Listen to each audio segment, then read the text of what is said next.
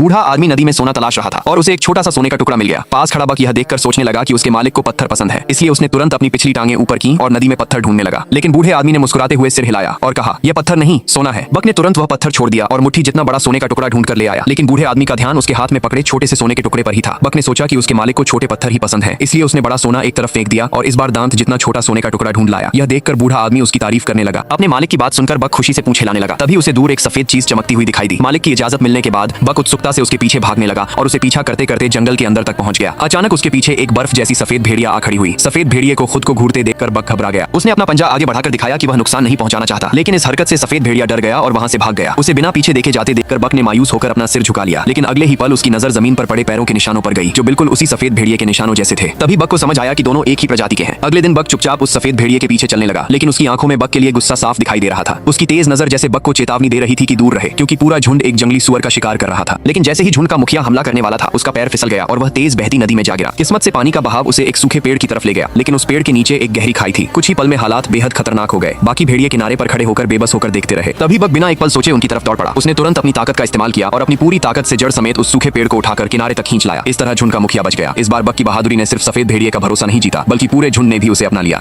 उस दिन के बाद बक पूरी तरह झुंड का हिस्सा बन गया और सफेद भेड़िए के साथ मिलकर शिकार करने लगा। उधर बूढ़े आदमी को भी रोज पहले से अच्छा खाना मिलने लगा। जब भी बक शिकार करके लौटता, वह अपने शिकार का एक हिस्सा बूढ़े आदमी के लिए जरूर लाता। लेकिन यह देखकर बूढ़े आदमी को समझ आने लगा कि बक के अंदर कुछ बदल चुका है। बक को भेड़ियों के झुंड के साथ इतना घुलता मिलता देखकर उसे एहसास हुआ कि असल में प्रकृति ही बक का सच्चा घर है। इसलिए बूढ़े आदमी ने वहां से जाने का फैसला किया। जाने से पहले उसने अपना ज्यादातर सोना दोबारा नदी में फेंक दिया और सिर्फ उतना ही रखा जितने से वह आगे की जिंदगी गुजार सके। फिर उसने भावुक होकर बक को अलविदा कहा और एक बार फिर उसे अपने साथ चलने के लिए कहा। लेकिन उसके जाने से एक रात पहले ही सोने पर नजर रखने वाला एक चोर अचानक वहां पहुंच गया। उसने बूढ़े आदमी का सारा सोना चुरा लिया। इसी दौरान हुई हाथापाई में उसने बूढ़े आदमी को गोली मारकर घायल कर दिया। जैसे ही चोर उसे खत्म करने के लिए बंदूक उठाने वाला था, तभी बक अचानक वहां पहुंचा और पूरी ताकत से उस पर झपटा, जिससे चोर सीधा जलती हुई आग में जा गिरा। कुछ ही पल बाद झोपड़ी भी जोरदार आवाज के साथ ढह गई और चोर को अपने किए की सजा मिल गई। लेकिन बूढ़े आदमी की हालत बेहद गंभीर थी। बक ने उसे अपनी पीठ का सहारा दिया और चुपचाप उसके पास बैठा रहा। कुछ समय बाद बक भेड़ियों के झुंड का नया मुखिया बन गया और उसके अपने बच्चे भी हुए। इसके बाद जब भी वह झुंड को लेकर शिकार पर उस छोटी सी झोपड़ी के पास से गुजरता, उसके कदम अपने आप धीमे हो जाते। वह जानता था कि वह दयालु बूढ़ा आदमी जिसने कभी उसे इतना प्यार दिया था, अब हमेशा के लिए जा चुका है।